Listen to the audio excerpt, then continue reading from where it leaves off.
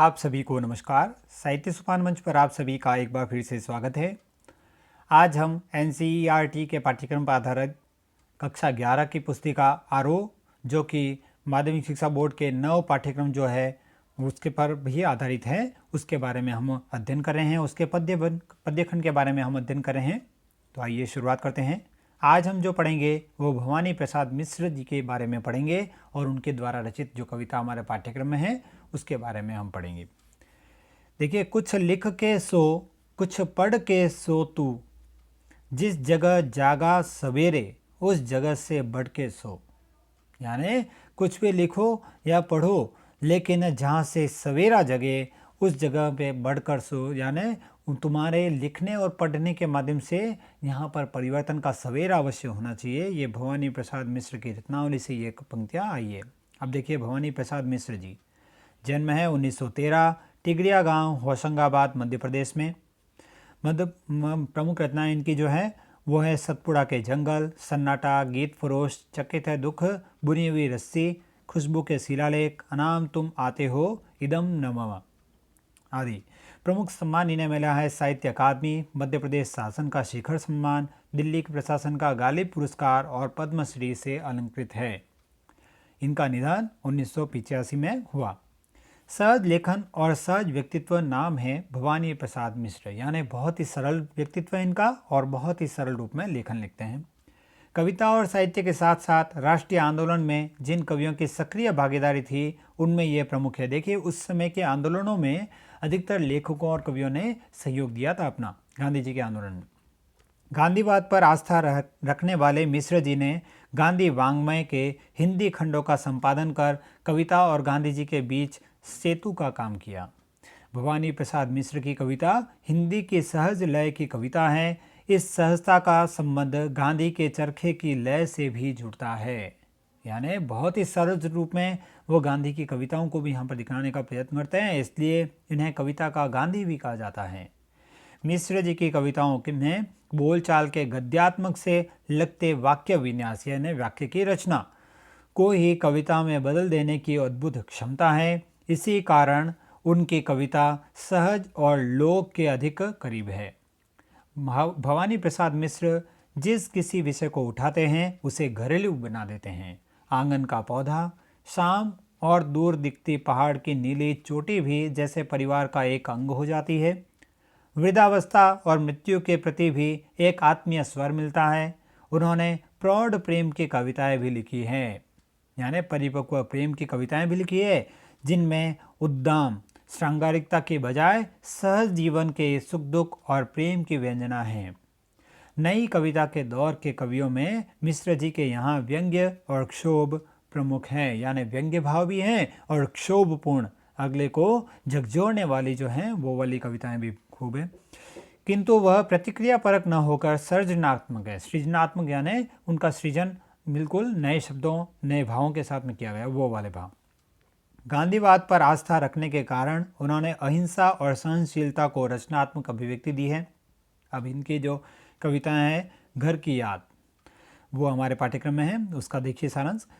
कविता में घर के मर्म का उद्घाटन है। कवि को जेल प्रवास के दौरान घर से विस्थापन की पीड़ा सालती है। विस्थापन यानी स्थान बदल गया उनका, अब उनको वह जेल प्रवास में है। वो कवि के स्मृति संसार में उसके परिजन एक एक कर शामिल होते चले जाते हैं। घर की अवधारणा की सार्थक और मार्मिक याद कविता की केंद्रीय संवेदना, यानी वह अपने घर के सदस्यों को, घर की याद को बहुत याद करते हुए वह दुखी होते हैं। अब देखिए यहाँ पर शब्दार्थ देखते हैं पहले इसके। नज़र में तिर रहा यानी आँखों में तैर रहा, यानी आँखों में दिख रहा। पूर है जो, यानी वह घर जो परिपूर्ण है, यानी खुशियों से भरा पूरा है। परिताप यानी अत्यधिक दुख। नवनीत यानी मक्खन। हेटे यानी गौण या हीन। लीक यानी परंपरा। अब देखिए हम पढ़ते हैं ये कविता। इनकी कविता का शीर्षक है घर की याद। आज पानी गिर रहा है, बहुत पानी गिर रहा है, रात भर गिरता रहा है, प्राण मन घिरता रहा है। यहाँ पर कोई बारिश का वर्णन नहीं हो रहा, यहाँ पर ये कह रहे हैं कि आज पानी गिर रहा है, यानी अपने आंखों से जो है उनके आंसू गिरते जा रहे हैं, क्योंकि वह जेल प्रवास में थे आंदोलनों के कारण और घर से दूर थे। इसलिए घर के सदस्यों के, घर के पारिवारिक माहौल को याद करते हुए उनके आंखों से आंसू बह रहे हैं। उनकी बात हो रही है कि आज पानी गिर रहा है, बहुत पानी गिर रहा है, रात भर गिरता रहा, यानी वह रात भर उसे याद करते रहे और प्राण मन गिरता रहा, यानी प्राणों से भी अत्यधिक भावों के साथ में वो याद करते रहे। बहुत पानी गिर रहा है, घर नज़र में तिर रहा है, घर की मुझसे दूर है जो, घर खुशी का पूर है जो। अब इतने याद के कारण वो जो घर जो है वो नज़रों में दिखने लग गया, यानी उनके सामने घर का दृश्य दिखने लग गया। घर की मुझसे दूर है जो, यानी जो घर अभी उनसे दूर था, घर खुशी का पूर है जो, यानी घर जिसमें खुशियाँ भरपूर हैं। घर में 4 भाई, ये घर में उनके 4 भाई हैं। मायके में बहन आई और उनके घर पर ही वह बहन जिनका विवाह हो चुका है वो भी उनके मायके यानी उनके ही घर पर वहाँ पर आई हुई हैं। बहन आई बाप के घर, हाय रे परिताप के घर। आज वो बहन ऐसे एक पिता के घर पर आई है, हाय रे परिताप के घर, जो कष्ट जहाँ पर अभी भोगना पड़ रहा है, ऐसे घर पर वह लौट आई है। घर में सब जुड़े हैं, सबके इतने कब जुड़े हैं, 4 भाई 4 बहिनें, भुजा भाई प्यार बहिनें। अब देखिए, घर में सब जुड़े हैं, सबके सब सदस्य साथ में रहते थे, तो सबके इतने कब जुड़े हैं, पहले कब वो सभी शामिल रूप में रह पाए। 4 भाई 4 बहनें, ये 4 तो भाई थे और 4 बहनें तो भुजा के रूप में, यानी सबकी रक्षा करने वाले जो तो भाई और प्यार बरसाने वाली बहनें, ये भाव हैं। और माँ बिन पढ़ी मेरी, दुख में वह गढ़ी मेरी, माँ की जिसकी गोद में सिर, रख लिया तो दुख नहीं फिर। यहाँ पर उनकी माता का वर्णन किया है उन्होंने। और माँ बिन पढ़ी, यानी उनकी माता निरक्षर थी। दुख में वह घड़ी मेरी, लेकिन फिर भी वह घर में होते हुए भी जो जेल में बैठे जो कवि जो थे, उनके बारे में उनके दुख को वो भी महसूस कर रही, क्योंकि एक वो भी माँ का हृदय रखती है। माँ की जिसकी गोद में सिर, रख लिया तो दुख नहीं फिर। यदि उनको माँ की गोद में वह सर रख लेते थे तो उनको किसी प्रकार का कोई दुख भी महसूस नहीं होता था। माँ की जिसकी स्नेह धारा का यहाँ तक भी पसारा, उसे लिखना नहीं आता जो कि उसका पत्र पाता। माँ की जिसकी स्नेह धारा, यानी माँ की प्रेम की जो धारा है वो यहाँ तक भी फैली हुई है, क्योंकि जब वो उस पास में थे अपनी माता के, जैसे वह उनके ऊपर प्यार बरसाती थी, वह प्रेम बरसाती थी, तो उस प्रेम के कारण आज भी वह जेल में बैठे बैठे भी वह उसको महसूस कर रहे हैं। उसे लिखना नहीं आता जो कि उसका पत्र पाता। वह हो सकता है कि कुछ कवि कहते हैं जैसे कि पत्रों के द्वारा ही वह उनको देखकर ही वह भाव व्यक्त करते हैं अपनी माता के प्रति, लेकिन यहाँ पर तो बिना कोई पत्र के ही वह उनके स्नेह जो धारा है वो यहाँ तक पहुँच पा रही है। पिताजी जिनको बुढ़ापा एक क्षण भी नहीं व्यापा, जो अभी भी दौड़ जाए, जो अभी भी खिलखिलाए। देखिए, इनके पिता के बारे में बात हो रही है कि जिनको अभी तक बुढ़ापा उनको घेर नहीं पाया है, एक क्षण भी नहीं न व्यापा, मतलब वह अपने परिवार के सुख दुख के लिए हर समय सक्रिय जागृत रहते थे। वो कभी भी बुढ़ापे के थकान ऐसा वातावरण वह नहीं दिखा पाते थे। जो अभी भी दौड़ जाए, यानी अभी भी उनको यदि किसी के द्वारा दौड़ लगाने को कहे तो वो अभी भी दौड़ लगा सकते हैं। जो अभी भी खिलखिलाए, और अभी भी वह खिलखिलाहट उनके चेहरे पर देखी जाती है। मौत के आगे न हिचके, शेर के आगे न बिचके, बोल में बादल गरजता, काम में झंझा लरजता। अब देखिए, यहाँ पर उनके पारिवारिक सदस्य की बात बता रहे हैं यहाँ पर कि मौत के आगे न हिचके, जो मौत के आगे भी, मौत के लिए भी वह हिचक नहीं रखते, यानी मृत्यु भले ही उनको वरण कर ले लेकिन वह डरते नहीं हैं। शेर के आगे न बिचके, शेर भले ही आ जाए सामने लेकिन फिर भी वह भयभीत नहीं होते। बोल में बादल गरजता, और उनके वाणी में बादल गरजने की आवाज़ जैसे आती हैं, काम में झंझा लरसता, और काम में तूफानों को भी लज्जा आ जाती हैं। आज गीता पाठ करके, दंड 260 करके, खूब मुगदर खिला करके, मूठ उनकी मिला लेकर। अब देखिए वह बता रहे हैं कि किस प्रकार से वह आज वो गीता का पाठ करके दंड 260 करके, यानी वह दंड जिस प्रकार से वह लगाते हैं वो भी 260 तक करके खूब मुग्दर जो होता है वो व्यायाम के काम आता है, तो वो उन मुग्दरों को भी हिलाकर मूठ उनकी मिलाकर वह ऐसे प्रयास कर रहे हैं कि आज वह हर तरह से तैयार हो जाए अपने पुत्र को वहाँ से आज़ाद कराने के लिए। जबकि नीचे आए होंगे नैन जल से छाए होंगे, हाय पानी गिर रहा है घर नज़र में तिर रहा है। अब जबकि नीचे आए होंगे यानी घर से वह नीचे आए होंगे और वह जिस प्रकार से वहाँ मिलने के लिए वह जाने के लिए तैयार भी हुए होंगे, जैसे तो वो भाव व्यक्त करें नैन जल से छाए होंगे, उनके नेत्रों में वो जल भर आया होगा, दुख और अत्यधिक भावुक हो गए होंगे वो, हाय पानी गिर रहा है घर नज़र में तिर रहा है। आज उनके नेत्रों में वही भाव फिर से व्यक्त हो रहे हैं। देखिए, चार भाई चार बहनें भुजा भाई प्यार बहिने, खेलते या खड़े होंगे नज़र उनको पड़े होंगे। चार भाई, चारों भाई और चारों बहनें जो हैं उनकी, वो तो भुजा के समान तो भाई हैं जो सबकी रक्षा करने वाले परिवार की, और प्यार बरसाने वाली बहनें। खेलते या खड़े होंगे, या तो खेल रहे होंगे या खड़े होंगे, नज़र उनको पड़े होंगे, जब उनको उन पिता की जो नज़र है, जो उनके नज़र वहाँ पर पड़ी होगी उन पर। पिताजी जिनको बुढ़ापा एक क्षण भी नहीं व्यापा, रो पड़े होंगे बराबर पांचवे का नाम लेकर। क्योंकि 5 पुत्र हैं, 4 भाई और 4 बहनें तो यहीं पर है, उन सबको देखकर तो फिर भी वो याद खुश हुए होंगे, लेकिन 5वें को याद करके। 5वें कौन? भवानी प्रसाद मिश्र स्वयं, वो तो जेल में थी। इसलिए पिताजी जिनको बुढ़ापा एक क्षण भी नहीं व्यापा, जो बुढ़ापे का व्यवहार उनके ऊपर एक क्षण भी नहीं आया, रो पड़े होंगे बराबर रोए, वो अवश्य ही रोए होंगे 5वें का नाम लेकर। 5वां मैं हूँ अभागा, जिसे सोने पर सुहागा, पिताजी कहते रहे हैं प्यार में बहते रहे हैं। मैं यहाँ पर कवि स्वयं को कह रहा है कि मैं 5वां पुत्र हूँ, लेकिन मैं अभागा, बहुत ही दुर्भाग्यपूर्ण हूँ मैं, जिसे सोने पर सुहागा, हमें से वह सोने पर मुझे जो है वो सोने पर सुहागा, यानी पूरे परिवार को पूरे परिवार में प्रमुख मानते थे। पिताजी कहते रहे हैं प्यार में बहते रहे, और मेरे प्रति प्रेम स्नेह बरसाते रहे हैं वो।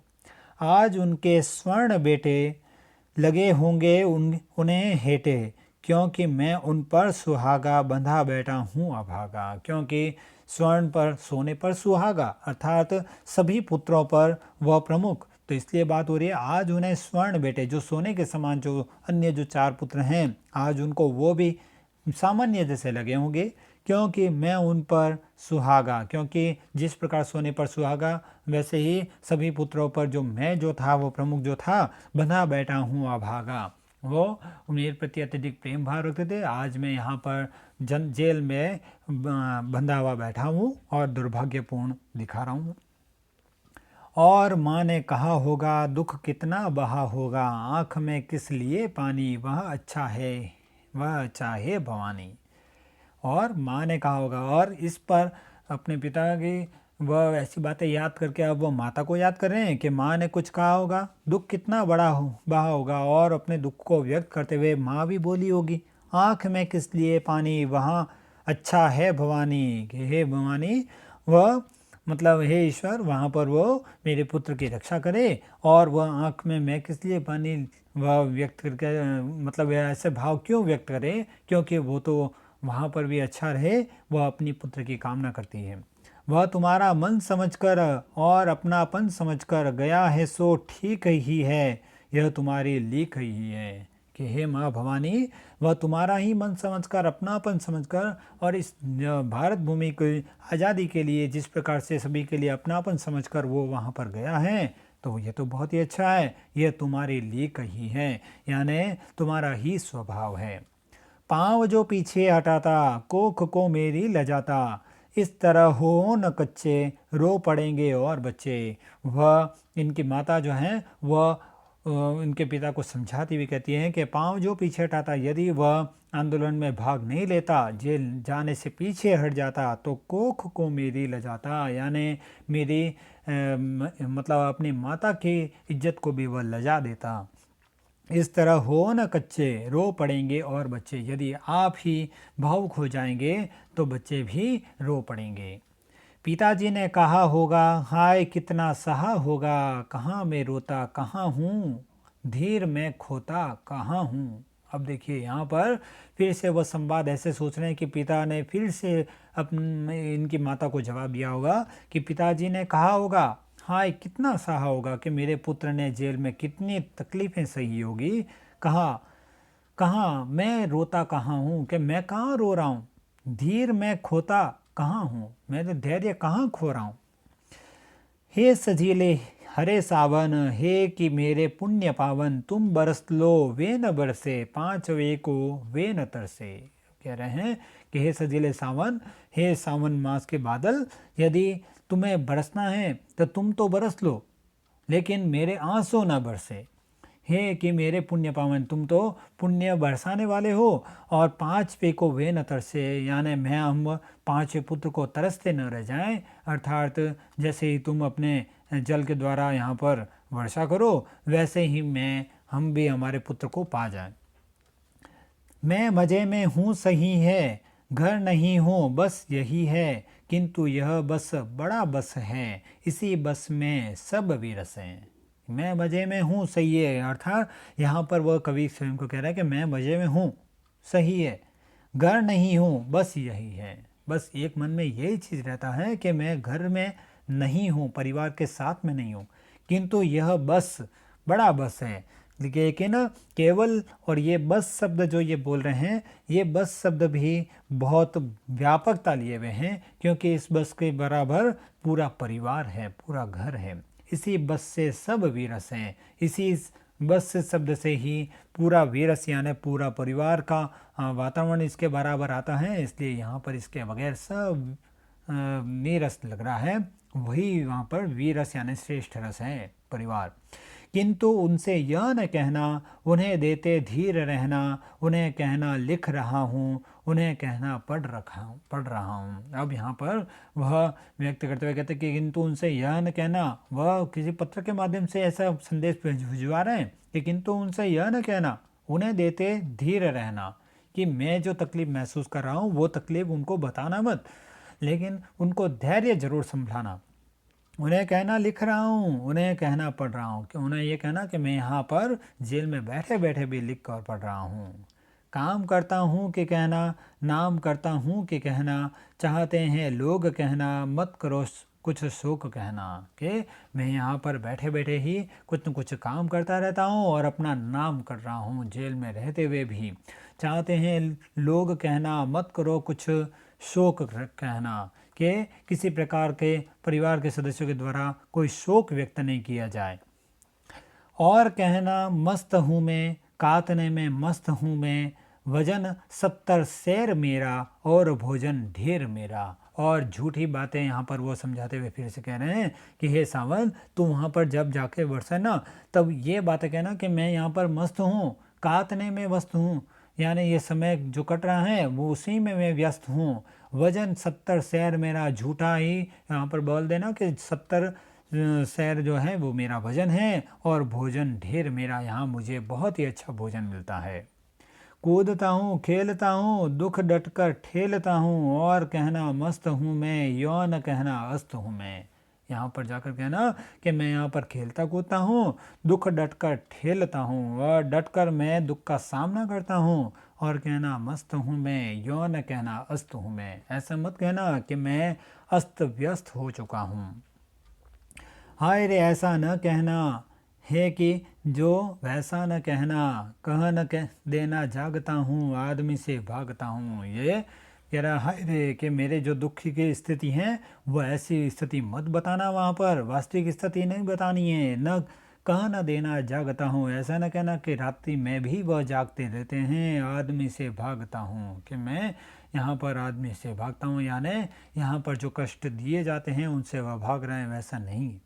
कह न देना मौन हूँ मैं, खुद न समझो कौन हूँ मैं, देखना कुछ बक न देना, उन्हें कोई शक न देना। यानी हे सावन, ये मत कहना कि मैं मौन रह गया, मैं कुछ संदेश नहीं दे पाया, खुद न समझो कौन हूँ मैं, कि मैं खुद को ही समझ नहीं पा रहा हूँ। वो ये कैसे जाके वहाँ पर संदेश न देना मेरे परिवार वालों को, देखना कुछ बक न देना, कि अब वो सावन को वहाँ पर झकझोर कर वह ऐसे उलाने वाले शब्दों को वह तीखे शब्दों के द्वारा कह रहा है कि ऐसे कुछ भी मत बक देना, उन्हें कोई शक न देना, उन्हें किसी प्रकार का भी शक नहीं हो कि मैं यहाँ पर तकलीफ़ों में हूँ। हे सजीले हरे सावन, हे कि मेरे पुण्य पावन, तुम बरस लो वे न बरसे, पाँच वे को वे न तरसे। यहाँ पर वह कह रहे हैं, कवि कह रहे हैं कि हे सजीले सावन, हरे सावन, तू वहाँ पर पुण्य, तू मेरे लिए तो पुण्य पावन के समान है, तू वहाँ पर जाकर बरस लेना ताकि वो बरसे नहीं, उनके नेत्र नहीं बरसे, और वो पांचवें पुत्र को भी न तरसे, उनकी याद में न तरसे। तो देखिए ये भी मुक्त छंद में है, लेकिन यहाँ पर अंत में अंत्यानुप्रास सभी जगह मौजूद है और खड़ी बोली में रचित है। वैसे देखा जाए इसमें करुण रस है, श्रृंगार रस भी है, परिवार को याद करते हुए, और करुण रस में यहाँ पर प्रमुखता से दिखाया गया है, यहाँ पर भावबिंब है इसमें। तो आज हम यहाँ तक पढ़ा है हमने, और अगली कविता हम अगले वीडियो में देखेंगे। यहाँ तक आप इसका दोहरान अवश्य करते रहें, और यदि अब तक आपने इस चैनल को सब्सक्राइब नहीं किया हो तो इस चैनल को सब्सक्राइब करना न भूलें। धन्यवाद।